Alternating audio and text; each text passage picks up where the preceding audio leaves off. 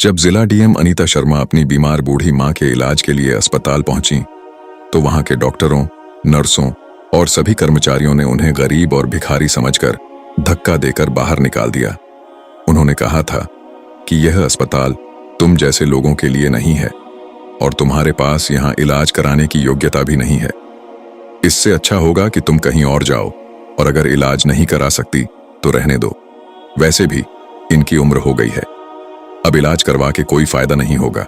यहां से जाओ, ये जगह तुम जैसे लोगों के लिए नहीं है। दोस्तों, जरा सोचिए, जिले के सबसे बड़े अधिकारी की मां को इस तरह धक्का मारकर बाहर निकाल दिया गया था। लेकिन जब जिला अधिकारी अनीता शर्मा ने अपनी असली पहचान बताई तो सिर्फ अस्पताल ही नहीं बल्कि पूरा शहर हिल गया था। दोस्तों, हमारे मोरल स्टोरी चैनल में आपका स्वागत है। दोस्तों, आप हमारे वीडियो कहां से देख रहे हैं? अपना नाम और शहर का नाम कमेंट बॉक्स में जरूर लिखें, क्योंकि आपके हर एक कमेंट और लाइक हमारे लिए बहुत महत्वपूर्ण है। इससे हमारा हौसला बढ़ता है और हम आपके लिए हर दिन नई नई कहानियां लेकर आते हैं।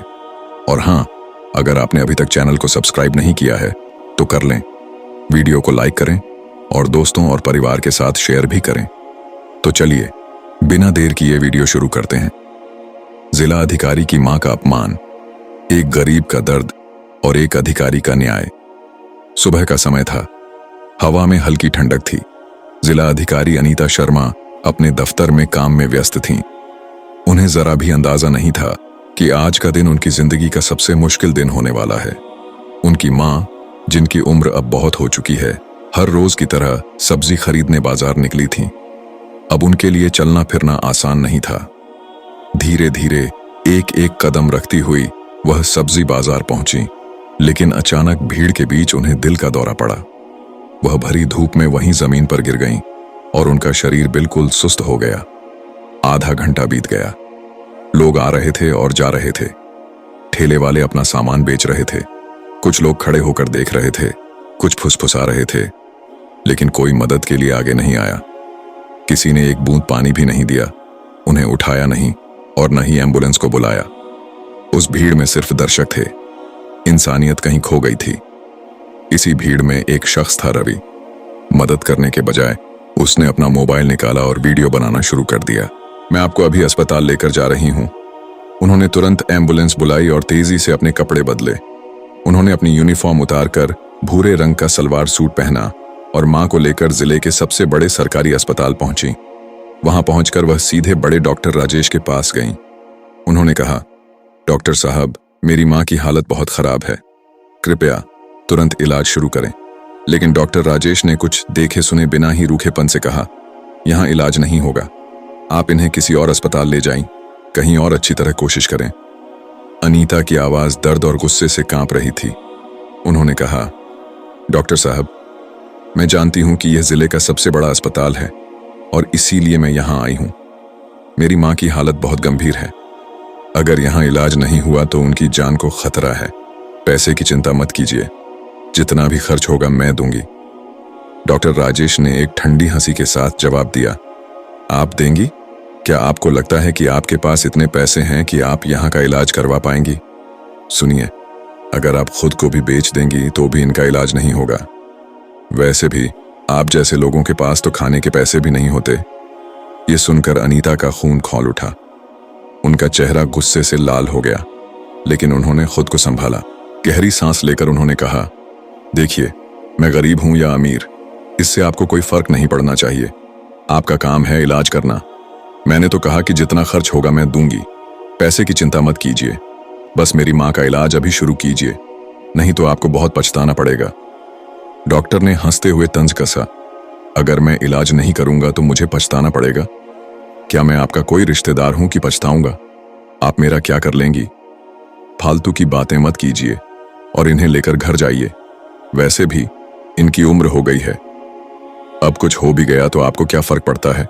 आप तो जवान हैं, अपनी तरफ ध्यान दीजिए। ये सुनकर अनीता के हाथ कांपने लगे। वह कुछ देर के लिए चुपचाप खड़ी रहीं। उनकी आंखों में आंसू और चेहरे पर गुस्सा दोनों थे। फिर धीरे धीरे उन्होंने अपना पर्स खोला और अपना सरकारी पहचान पत्र निकाला। वह कार्ड सीधा डॉक्टर के सामने रखते हुए बोली, पहले इसे देखिए, फिर बताइए कि आपके पास समय नहीं है। कार्ड देखते ही डॉक्टर राजेश के पसीने छूट गए। उनका चेहरा पीला पड़ गया। कांपती हुई आवाज में उन्होंने कहा, वेरी सॉरी मैडम, मुझसे बहुत बड़ी गलती हो गई है। मुझे नहीं पता था कि आप हमारे जिले की डीएम अनीता शर्मा हैं। मैं अभी इलाज शुरू करवा रहा हूं, आप चिंता मत कीजिए। मैं अपनी पूरी कोशिश करूंगा ताकि आपकी मां ठीक हो जाए। डॉक्टर ने तुरंत स्टाफ को दौड़ाना शुरू कर दिया। अनीता की मां को स्ट्रेचर पर लिटाकर ले जाया गया। नर्सें दौड़ते दौड़ते दवाइयां लाने लगीं।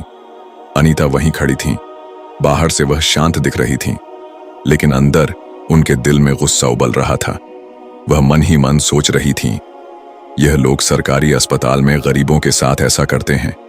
सरकार इन्हें तनख्वाह देती है ताकि ये बेसहारा लोगों का इलाज कर सकें, लेकिन ये अमीरों की चापलूसी में व्यस्त रहते हैं और गरीबों को धक्का मारकर निकाल देते हैं। ऐसे लोग डॉक्टर बनने के लायक नहीं हैं। उनकी मुट्ठी बंधी हुई थी। उन्होंने तय कर लिया था कि अब ऐसा नहीं चलने दिया जाएगा। थोड़ी देर बाद एक नर्स आकर बोली, मैडम, आप चिंता मत कीजिए, आपकी मां अभी ठीक हैं, लेकिन कम से कम 1 हफ्ते आपको यहीं उनके साथ रहना होगा। इलाज के कुछ समय बाद अनीता अपनी मां के पास गईं। उनकी हालत पहले से बहुत बेहतर थी। मां को ठीक देखकर अनीता की आंखों से आंसू बहने लगे। उन्होंने अपनी मां को गले लगा लिया और मां बेटी दोनों फूट फूट कर रोने लगे।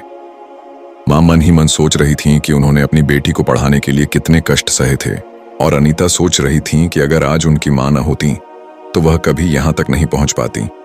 लेकिन आज उनकी यह हालत देखकर मेरा दिल दर्द से फटा जा रहा है। उनकी आंखें लगातार नम थीं।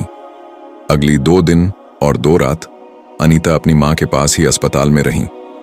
अपनी मां की देखभाल करते हुए उन्होंने तय कर लिया था कि वह इस अन्याय को ऐसे ही नहीं छोड़ेंगी। तीसरे दिन थाने से फोन आया। इंस्पेक्टर ने कहा, मैडम, आपको अभी मीटिंग में आना होगा, बहुत जरूरी मामला है। अनीता ने गहरी सांस ली और कहा, ठीक है, मैं मीटिंग के लिए आ रही हूं, लेकिन मैं ज्यादा देर नहीं रुक पाऊंगी। मेरी मां की तबीयत अभी भी ठीक नहीं है, मुझे उनके पास ही रहना होगा। इंस्पेक्टर ने कहा, ठीक है मैडम, आप मीटिंग के बाद जितनी जल्दी हो सके अस्पताल लौट आइएगा। अनीता अपनी मां को सांत्वना देकर मीटिंग में पहुंची। मीटिंग खत्म होने के 6 घंटे बाद वह फिर से अस्पताल लौट आईं। पूरे 1 हफ्ते अस्पताल में बिताने के बाद आखिरकार अनीता अपनी मां को लेकर घर लौटी। मां की हालत अब स्थिर थी, लेकिन अनीता के मन में आग जल रही थी। वह सोच रही थी, अगर मैं डीएम न होती, अगर मेरे पास यह पद न होता, तो आज शायद मेरी मां मेरे पास जीवित न होती। गरीबों के साथ हर दिन ऐसा ही होता है। यह अन्याय है और मैं इसे ऐसे ही नहीं छोड़ूंगी। उनकी आंखों में गुस्सा साफ दिख रहा था। कुछ दिनों बाद उन्होंने अपना फैसला लिया। वह थाने गईं, इंस्पेक्टर और पुलिस अधिकारियों को अपने साथ लिया और सीधे उसी अस्पताल पहुंची। अस्पताल पहुंचकर उन्होंने सभी डॉक्टरों और स्टाफ को एक जगह बुलाया। वहां खड़े होकर गुस्से से कांपते हुए बोली, आप लोगों की वजह से न जाने कितने गरीबों की जान गई है।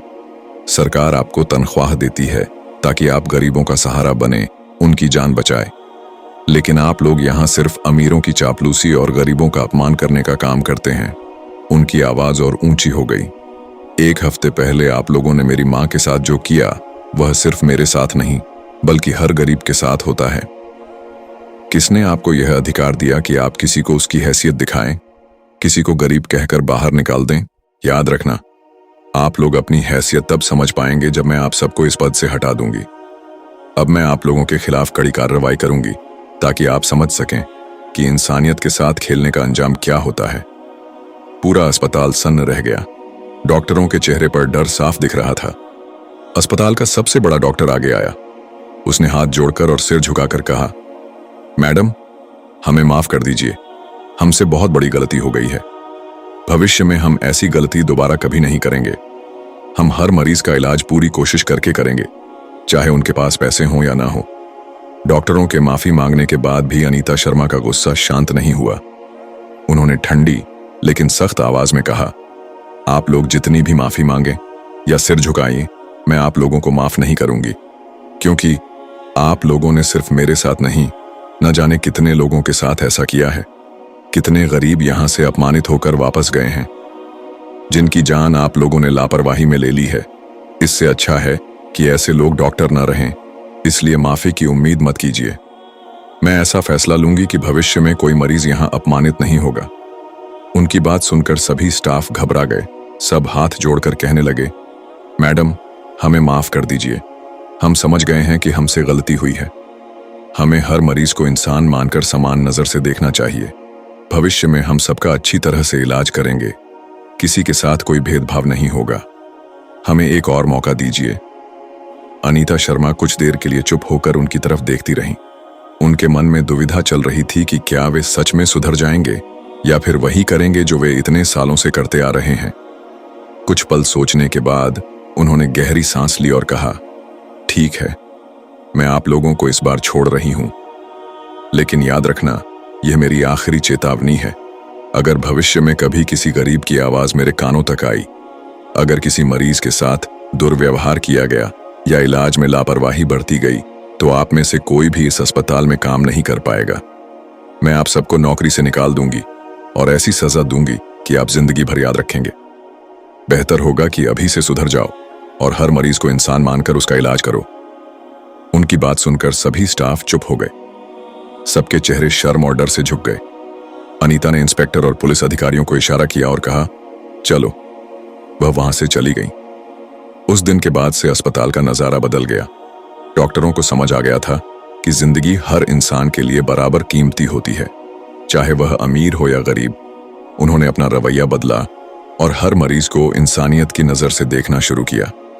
दर्शकों, अगर आपको हमारी यह कहानी पसंद आई हो तो चैनल को सब्सक्राइब करें, वीडियो को लाइक करें, दोस्तों और परिवार के साथ शेयर भी करें।